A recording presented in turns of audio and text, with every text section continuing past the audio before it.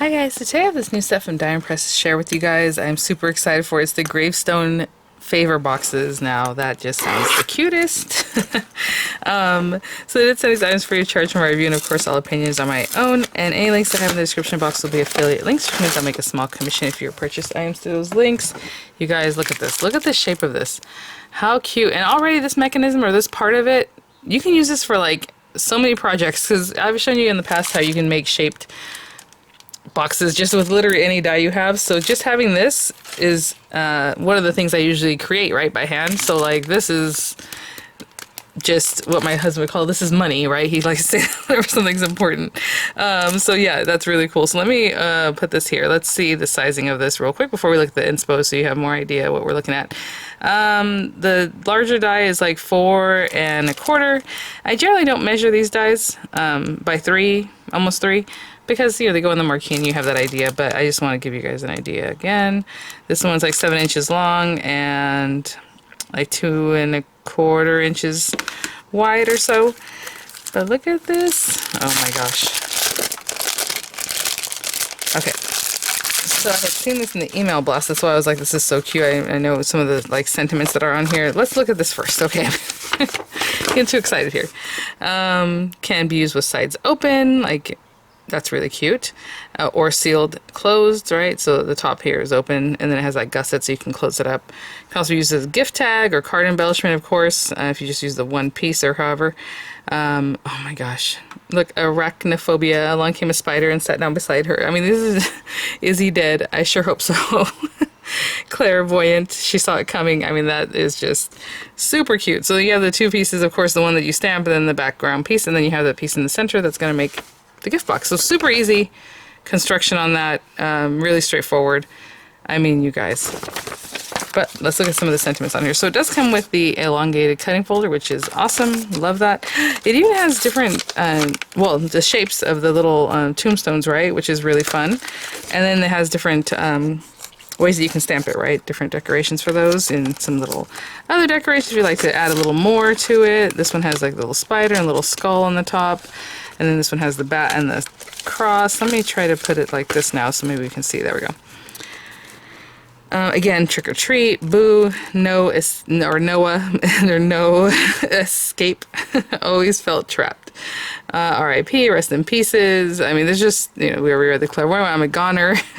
I told you I was sick. Oh no. And then here sits, and then whatever is, if you want to use that. Be afraid, be very afraid. Rick A. Mortis. Competition was really stiff. Okay, these are just cheesy and super cute. So we have all these different words, and again the dies. So I'm just gonna jump right in, guys. This is gonna be a pretty quick one here, and let me grab some papers and we'll get started. Okay, guys. So I just grabbed some gray paper. Of course, this one's a pearlescent gray, so it's a little, you know, a little more stepped up, but just whatever paper you have, you know. All these fun, you know, Halloween colors. I like the way it looks in the orange. I think bright green would look really cute. All those different things. So, this is pearlescent paper. It's a little trickier to work with, so I'm just stepping it up a little bit just so we have something different, because I know it'll be very quick to stamp it, cut it, and then just put it together. So I'm going to add a little something different to this. Let's see. Let's say we use this one with the little skull and crossbones. I think that's very cute. I'm going to use VersaFine ink, and then I'm going to heat set it because, again, this is pearlescent paper. It's a little bit tricky. So what I'm going to do is stamp this, and then we're going to stamp whatever it is that we want to go with that, and then I'm going to heat set it. So let's put that in the corner there. Let's get this going. Again, these are acrylic stamps. We're just going to give it firm, even pressure, but not get too far with that. I was going to start inking this up. Let's get a little embossing buddy going. I don't think it's the biggest deal, but let's get that on there. And okay, finish inking this guy up. And if I have any air bubbles, we'll get those out. So I'm using a stamp press. I don't know if I already talked about that. Just in case, because it's a large stamp. And then with our acrylic stamp, nice firm even pressure.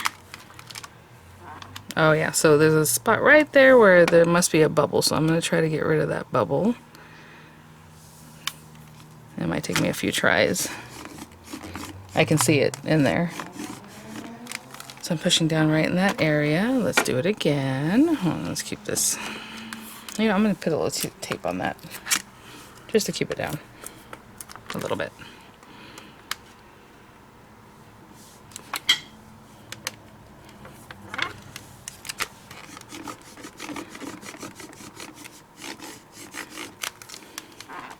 Yeah, I keep missing that one little section. I'm going to push really hard now over here. Now the reason I'm pushing much harder is because of that air bubble and I can't seem to get it out. Let's see here, right there.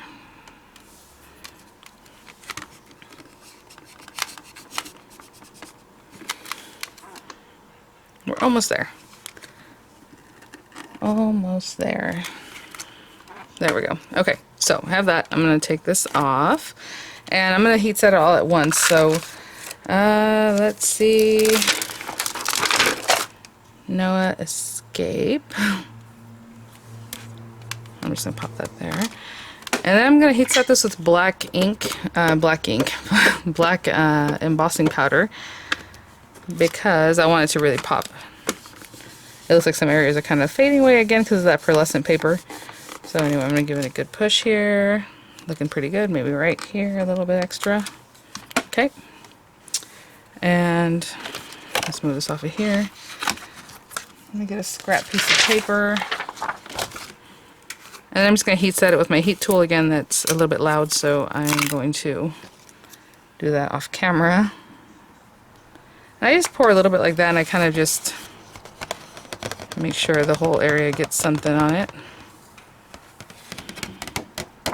Wow, that looks really nice.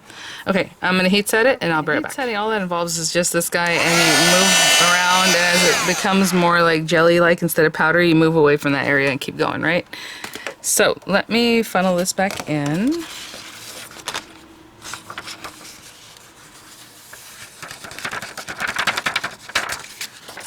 Okay, and then all we're going to do is cut another couple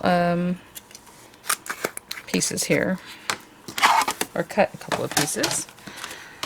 Let's put this back over here. And we just need these guys. So I'm gonna, from the same paper, use this guy. And then we're gonna use this guy.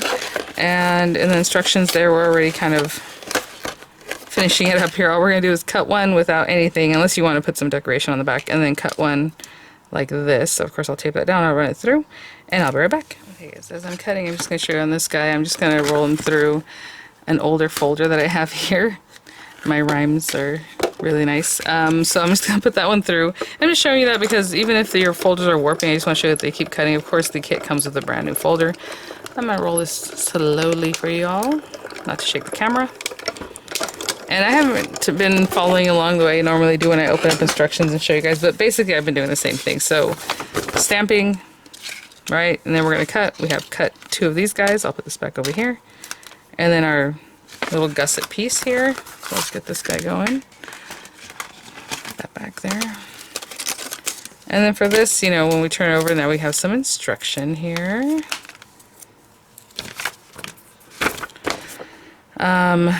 Basically just to score it, right? So we have all our score lines there. And for me, that means folding this in, folding all of the glue tabs in. And if you want to use a scoring tool, go for it. I usually just kind of, I've been telling myself more and more to use a scoring tool, but you know. Okay, so you have that. And then if you want the gussets, you would just kind of push them in, right? So you push them so that it kind of goes in on itself there. Or you can just leave it. So they're slightly there, which is nice. Because again, if you want to keep it with the straight sides, you can do that, or if you want to push them in, but they're not ready to like be pushed in if you don't want to use that. And what they're saying here is to, I'm going to turn this over so that the rough cut side, the side that we've just bent is facing that way. We have this guy, and I like to use like a quick setting glue. And basically what they're saying is just to glue these guys down. So I'll put some glue here, I'll put some glue here. And we're going to pop that guy on there. Right above, you know, past the score line.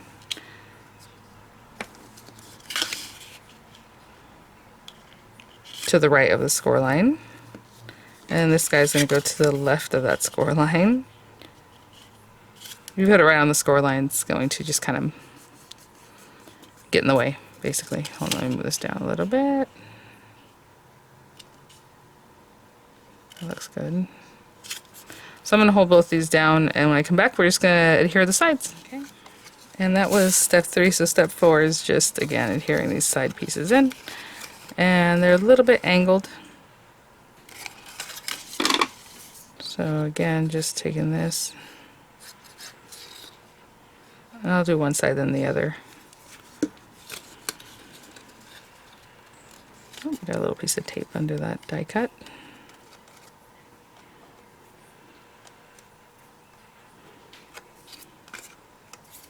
And I'll hold this side. That's what we're doing there. And I always do everything in the air, but once you see where it is, you want to put it down and give it a good push. That way you know it's really making contact all along that edge. You can definitely do that. This one needs to get redone. Here we go. Okay. And then just holding down these guys the same way. Just put the glue kind of towards the edge because that's what I really want to stay down. And we can see what we're doing. Oh my gosh, that's so cute. So fast. Again, I added a little something else, but if you're making tons of little treat boxes, you can just stamp it, you know, with black ink on something that's not pearlescent. I kind of stepped it up a little bit. And I'm going to hold that down for a second with my hand inside. And let's say your hand doesn't fit in there, so what you can do is just take like a bone folder or any kind of tool, pencil, and just kind of push against there. Okay, I'll be right back. Okay guys, and there's your little treat box, super cute. Again, we measured at the beginning, but I'll measure it right now just so you have, at the very base, it's like 2 inches by just over 1 inch. Oh, I gotta stick that down a little bit more, it's still a little bit wet. And then, yeah, so 2 inches by like 1 inches. And then as far as the height, I mean, if you're, obviously you can have things sticking out if you want. It's like 4 inches high, I would say. I mean, it's as high as the front, yeah, so 4 inches. And then if you want to glue it shut, you can glue it shut here. What they're showing, but I would just probably leave it open like this so we can really fill it up. Alright guys, thanks for watching. Quick tutorial, quick project, really, really cute. Lots of ways, lots of different ways to personalize the front, right, with all those different stamps. And thank you so much, Diamond Press, for sending these items for review. I'll have some images coming up. I'll have the links in the description box, and I'll see you guys at the next one. Bye now.